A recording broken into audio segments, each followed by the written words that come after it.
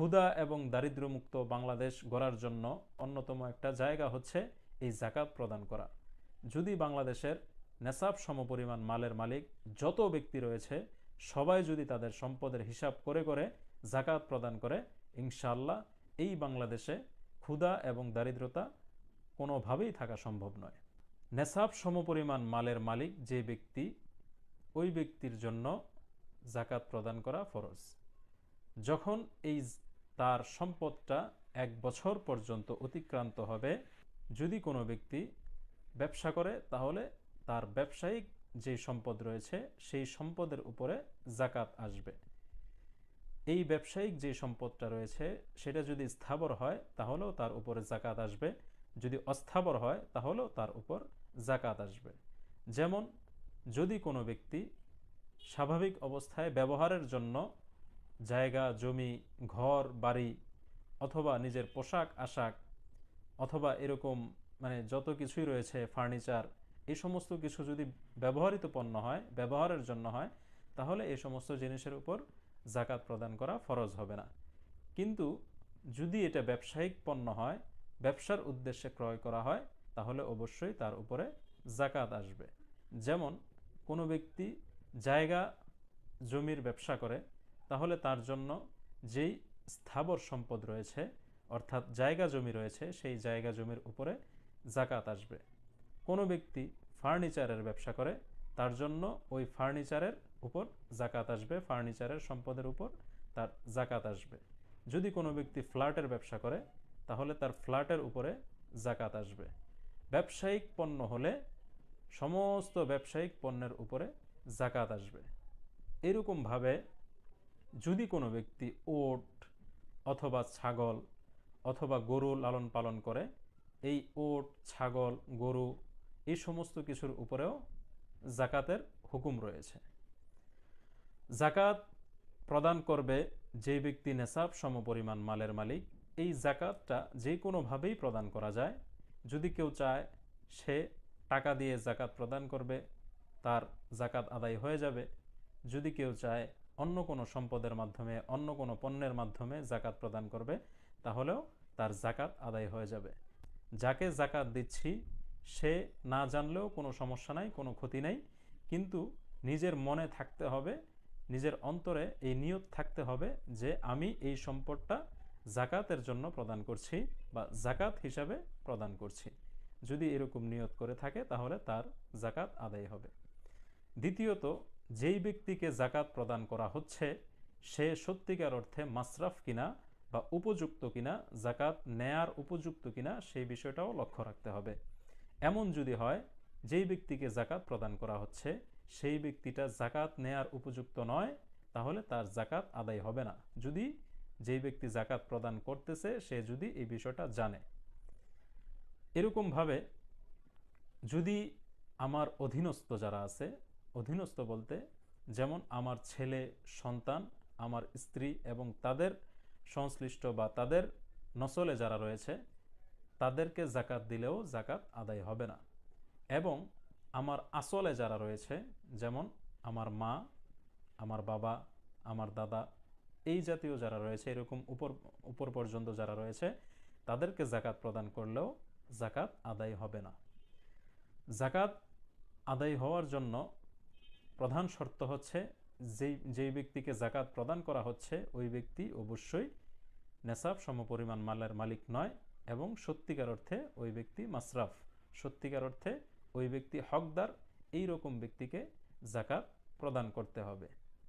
এরকম ব্যক্তির মধ্যে সবচাইতে কাছের যারা রয়েছেন, যেমন যদি এমন হয় যে আমার নিকট আত্মীয় কেউ রয়েছে যাদের যে কিনা জাকাতের মাসরাফ, জাকাত খাওয়ার উপযুক্ত, এই সংশ্লিষ্ট ব্যক্তিদেরকে আগে জাকাত প্রদান করা। অর্থাৎ খুব সহজে বলতে গেলে বলা যায় এরকমভাবে, আগে নিজের কাছের মানুষ যারা রয়েছে তাদেরকে এই জাকাতের সম্পদটা প্রদান করবে, তার পরবর্তীতে আস্তে আস্তে ভালো মানুষ খুঁজে খুঁজে যে হ্যাঁ সত্যিকার অর্থেই এই ব্যক্তিটা জাকাতের মাসরাফ, সাথে সাথে মানুষ হিসেবেও ভালো এবং এই জাকাতের টাকা প্রদানের মাধ্যমে ইসলামের কিছু ফায়দা হচ্ছে, এমন ব্যক্তি খুঁজে খুঁজে জাকাত প্রদান করা। যদি এমন হয় সত্যিকার অর্থেই মাসরাফ, কিন্তু এই জাকাতের টাকা সে ভালো কোনো কাজে ব্যয় করবে না। অর্থাৎ সে হয়তো এই জাকাতের টাকা নিয়ে সে সুদে লাগাবে, অথবা কোনো হারাম কাজে লিপ্ত হবে, অথবা কোনো নাজায়েজ কাজে লিপ্ত হবে। এমন ব্যক্তিদেরকে জাকাত না প্রদান করা উত্তম। অনেকেই আমাদের জাকাতের ব্যাপারে কিছু ভুল ধারণা আমরা লালন করি। যেমনভাবে অনেকেই মনে করি যে যদি ঘর বাড়ি নির্মাণের জন্য আমরা আমাদের ব্যাংকে টাকা গচ্ছিত রাখি তাহলে তার উপরে জাকাত আসে না। ব্যাপারটা এরকম একদমই নয়, এটা সম্পূর্ণ ভুল এবং ভ্রান্ত ধারণা। যদি আমি আমার ঘর বাড়ি নির্মাণ করার জন্য কিছু টাকা পয়সা আমি ব্যাংকে জমা রাখি, এই টাকার উপরেও অবশ্যই জাকাত আসবে। এর সাথে সাথে যদি এমন হয় যে আমি কিছু টাকা গচ্ছিত রাখলাম ব্যাংকের মধ্যে, যে আগামী 2 বছর পরে অথবা 5 বছর পরে আমি হজে যাব, এই হজের টাকাও যদি 1 বছর অতিক্রান্ত হয় তাহলেও এই টাকার উপরে জাকাত আসবে। মোট কথা, আমার অতিরিক্ত যেই সম্পদ রয়েছে সেই সম্পদের মধ্যে যেভাবেই থাকুক, এটা যদি আমার ব্যবহৃত কোনো অবস্থায় না থাকে, আমার স্থাবর সম্পদের মধ্যে না থাকে, তাহলে তার উপরে জাকাত আসে এবং এই সম্পদের উপর থেকে, এই সম্পদের উপর ভিত্তি করে, এই সম্পদের হিসাব করে আমাকে জাকাত প্রদান করতে হবে। আমাদের বর্তমান সময়ে জাকাত প্রদানের অনেক খাত রয়েছে, অনেক জায়গা রয়েছে। এই জন্য সর্বোত্তম এবং সবচেয়ে বেশি মুস্তাহেক বা হকদার কোন ব্যক্তিটা, এই ব্যক্তিগুলো খুঁজে খুঁজে বের করতে হবে। যেমন বলা হয়েছে, আমার নিকট আত্মীয় যারা রয়েছে তারা সবচেয়ে বেশি হকদার, অবশ্যই তাদেরকে জাকাতটা প্রদান করা। যদি আমার আকারিবিন বা আমার কাছাকাছি যারা রয়েছে, আমার আত্মীয় স্বজনের মধ্যে যদি এমন কেউ না পাওয়া যায় অথবা তাদেরকে দেওয়া হয়ে যায়, তাহলে এমন ব্যক্তি খোঁজা যার দ্বারা ইসলামের ফায়দা হবে, যার দ্বারা কোরআনের ফায়দা হবে, কোরআনের খেদমত হবে, এই সমস্ত ব্যক্তিদেরকে খুঁজে খুঁজে জাকাত প্রদান করা। আলহামদুলিল্লাহ সুম্মা আলহামদুলিল্লাহ, আমাদের বর্তমান বাংলাদেশে লক্ষাধিক ইয়েতিম, গরিব, মিসকিনদেরকে লালন করার জন্য, তাদেরকে পড়াশোনা শিক্ষা দেওয়ার জন্য, তাদেরকে ভরণ পোষণ দেওয়ার জন্য, তাদেরকে শিক্ষা দীক্ষা দেওয়ার জন্য, মোট কথা একজন সুনাগরিক হিসেবে সমাজে প্রতিষ্ঠিত করার জন্য হাজার হাজার লক্ষাধিক মাদ্রাসা, কওমি মাদ্রাসা, এতিমখানা রয়েছে। এবং যেখানে সবচাইতে বড় যে বিষয়টা, সেটা হচ্ছে আল্লাহ এবং আল্লাহর রসুল সাল্লাল্লাহু আলাইহি ওয়াসাল্লামের আলোচনা সার্বক্ষণিক চলতে থাকে। যারা আল্লাহ তাআলার মেহমান, আল্লাহর রসুল সাল্লাল্লাহু আলাইহি ওয়াসাল্লামের খাস খালেস উম্মত, এবং তারা তাদের নিজেদের সর্বোচ্চ সময়টা ব্যয় করছে ইলমে দ্বীন শিক্ষা করার জন্য, নিজের সর্বোচ্চ সময়টা ব্যয় করছে আল্লাহ তাআলার কালামে পাকের পিছনে, নিজের সর্বোচ্চ সময়টা ব্যয় করছে আল্লাহর রসুলের হাদিসের পিছনে, নিজের সর্বোচ্চ সময়টা ব্যয় করছে কোরআন হাদিস রিসার্চ করার মাধ্যমে।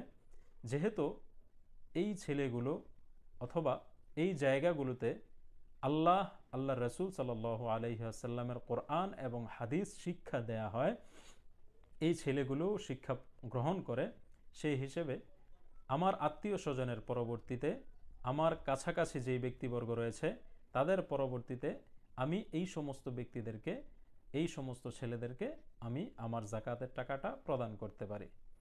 আমি যদি তাদেরকে খুঁজে খুঁজে, এই সমস্ত এতিম, গরিব, মিসকিন, যারা মুস্তাহেক, সত্যিকার অর্থে হকদার, এমন ব্যক্তিদেরকে খুঁজে খুঁজে আমি আমার জাকাতটা প্রদান করি, ইনশাআল্লাহ সুম্মা ইনশাআল্লাহ আমার জাকাতটা কবুল হওয়ার সম্ভাবনা অনেক বেশি, এবং আমার এই জাকাতটা একটা উত্তম কাজে ব্যয় হচ্ছে। রাসূলুল্লাহ সাল্লাল্লাহু আলাইহি ওয়াসাল্লাম এই জাকাতের নির্দেশনা দিয়েছেন। আল্লাহ তাআলা এই জাকাতের যে নির্দেশনা দিয়েছেন, যদি আমরা একটু সহজভাবে লক্ষ্য করি, একটু ভালোভাবে যদি আমরা খেয়াল করি, তাহলে দেখা যাবে এর মধ্যে অনেকগুলো কারণ রয়েছে এবং অনেক ফায়দা রয়েছে। আমাদের বর্তমান সমাজ ব্যবস্থা এবং আমাদের বর্তমান রাষ্ট্র ব্যবস্থা এই জায়গাগুলোতে আমাদের যেই অর্থ সম্পদ টাকা পয়সা, এর মধ্যে দেখা যায় যে ব্যক্তি ধনী হচ্ছে সে অনেক ধনী হয়ে যাচ্ছে, যে ব্যক্তি গরিব সে একেবারেই গরিব বা একেবারেই নিঃস্ব। যদি বাংলাদেশে, এই দেশের মধ্যে যদি জাকাতের প্রচলনটা চালু হয়ে যায় এবং সবাই যদি সবার সম্পদের হিসাব করে করে জাকাত প্রদান করে, ইনশাআল্লাহ সুম্মা ইনশাআল্লাহ এই বাংলাদেশটা একটা সোনার বাংলাদেশ, একটা মডেল বাংলাদেশ হিসেবে রূপান্তরিত হবে। কি জন্য? তখন এই ক্ষুধা, দারিদ্রতা এবং এই যে অনাহারে থাকা, এই সমস্ত কোনো কিছুই থাকবে না। আমরা বিগত 55 বছর 56 বছর যাবৎ একটা জিনিস খুব বেশি চেষ্টা করতেছি, যে জিনিসটা সেটা হচ্ছে ক্ষুধা এবং দারিদ্র্যমুক্ত বাংলাদেশ। ক্ষুধা এবং দারিদ্র্যমুক্ত বাংলাদেশ গড়ার জন্য অন্যতম একটা কারণ হবে, অন্যতম একটা সুযোগ হবে, অন্যতম একটা জায়গা হচ্ছে এই জাকাত প্রদান করা। যদি বাংলাদেশের নেসাব সমপরিমাণ মালের মালিক যত ব্যক্তি রয়েছে সবাই যদি তাদের সম্পদের হিসাব করে করে জাকাত প্রদান করে, ইনশাআল্লাহ এই বাংলাদেশে ক্ষুধা এবং দারিদ্রতা কোনোভাবেই থাকা সম্ভব নয়। আমাদের এই জাকাত সংশ্লিষ্ট যত বিষয় রয়েছে, এই সমস্ত বিষয়ে আরও অনেক ব্যাখ্যা বিশ্লেষণ সহ অনেক আলোচনা রয়েছে। একেবারে সংক্ষিপ্ত পরিসরে অল্প কিছু আলোচনা এখানে হলো।